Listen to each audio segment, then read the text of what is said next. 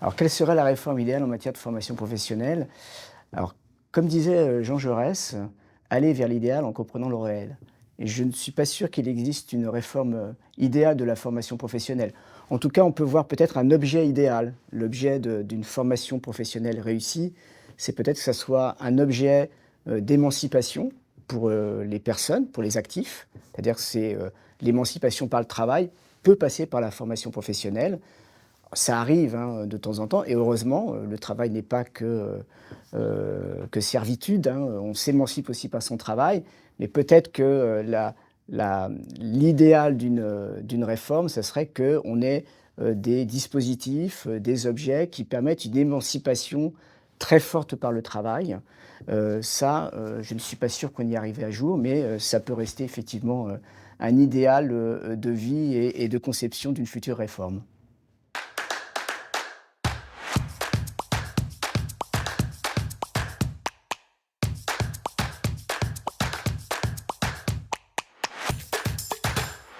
Alors France Compétences, c'est un établissement public administratif qui a été créé par la loi de 2018, qui a à peu près 90 salariés avec un conseil d'administration qui est quadripartite, avec des organisations syndicales, des organisations patronales, les régions et l'État. Avec principale mission, c'est de financer la formation et l'apprentissage, enregistrer les diplômes et les titres au répertoire national des métiers. Voilà, des grandes missions de financement et de régulation du système. Alors après, j'allais dire les enjeux que nous avons eus avec la réforme de 2018, ils étaient de trois ordres. D'une part, c'est de mettre en place la réforme sur l'apprentissage. Je rappelle que maintenant avec, l'apprentissage, on paye ce qu'on appelle au coût contrat, c'est-à-dire qu'on a un jeune, une entreprise, un CFA, il y a un contrat et on paye. Par contre, on a à peu près 3 600 diplômes qui sont éligibles à l'apprentissage. Donc il fallait qu'à un diplôme, il y ait un niveau de prise en charge. Voilà, on fasse correspondre un diplôme, un niveau de prise en charge, un coût contrat. Et ça, on devait le faire avant mars 2019, on a été créé en janvier 2019. Donc ça a été un des gros enjeux. On a réussi le défi. Deuxième enjeu, c'était la mise en place du conseil en évolution professionnelle. C'est un droit gratuit pour tous les salariés depuis 2014 pour faire un point d'étape sur son projet professionnel, pour construire un projet professionnel, le financer. Donc France Compétences, il a en charge de piloter ce marché pour les actifs, alors les salariés et un peu les travailleurs indépendants. Et on a fait ça par un marché public auprès des opérateurs régionaux. Donc dans chaque région, dans les 18 régions de France, vous avez un opérateur, un prestataire qui peut répondre à vos besoins professionnels si vous le souhaitez. Accompagnement gratuit, personnalisé et confidentiel.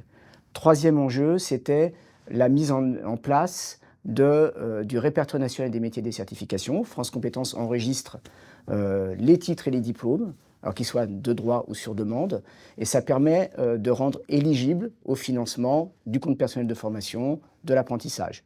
Donc c'est à peu près 5 000 à 6 000 diplômes qui existent actuellement dans le répertoire des métiers, et il fallait reprendre ce répertoire, parce qu'avant on avait une commission qui existait, mais qui enregistrait à peu près 99% des titres. Donc là, il fallait vraiment réguler fortement pour des questions de qualité. Et maintenant, France Compétences, avec sa commission, il y a une commission tous les mois, où il y a 400 dossiers qui passent tous les mois, et on enregistre à peu près 50% d'acceptation. Il y a 50% de refus par rapport aux 99% d'acceptation. Donc c'était vraiment les trois grands enjeux qu'on avait au regard de la mise en œuvre de la loi de 2018, que nous avons, je pense, réussi à mettre en œuvre au cours de ces différentes années.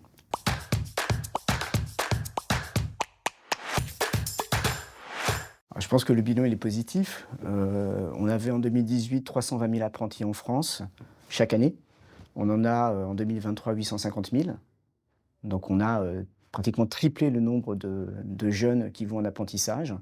On avait un compte personnel de formation, on avait à peu près 100 000 personnes qui avaient pris leur compte personnel de formation.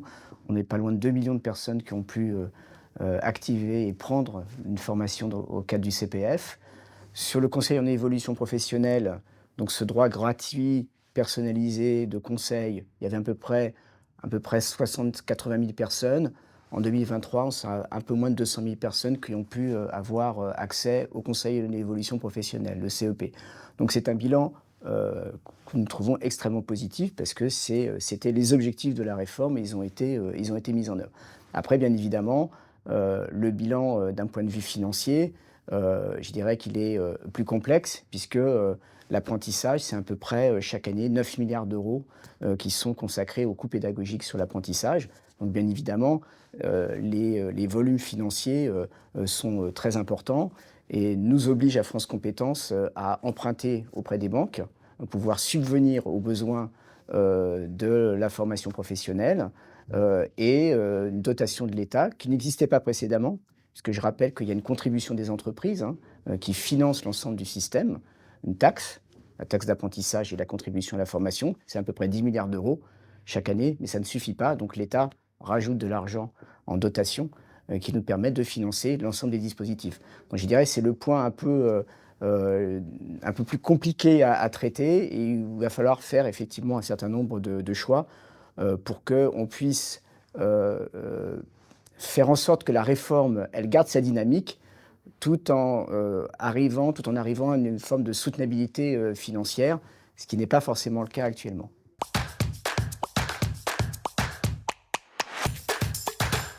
Alors, je pense qu'on a plusieurs défis. On a, en matière d'apprentissage, effectivement, on a maintenant, je pense qu'on a réussi la massification de l'apprentissage. On a un changement culturel très fort.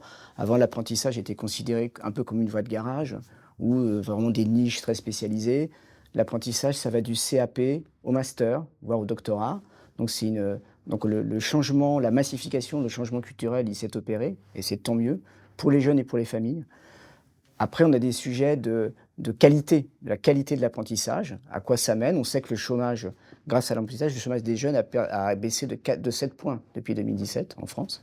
Mais on a des sujets de qualité, de formation pédagogique, de contrôle pédagogique. Donc ça, je crois que c'est un des défis pour assurer, je dirais, la pérennisation de l'apprentissage en tant que formation initiale différée de qualité.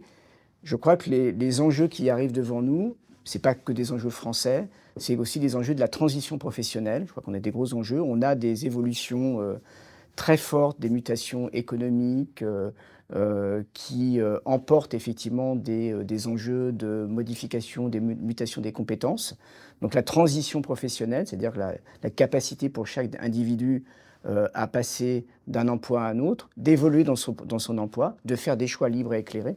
Ça passe par des transitions individuelles, ça peut être un objet individuel, mais ça peut être des transitions collectives et qui vont s'accélérer. Donc je crois un enjeu collectif, parce que ce n'est pas simplement l'État, c'est aussi les acteurs sociaux, les syndicats, le patronat, les régions, les acteurs économiques. Je pense qu'on a devant nous cet enjeu de mettre en place des dispositifs qui permettent effectivement de répondre le plus possible aux grands enjeux des transitions collectives et individuelles qui sont devant nous, liés à une accélération des mutations économiques et sociales en France et dans l'ensemble des sociétés industrialisées.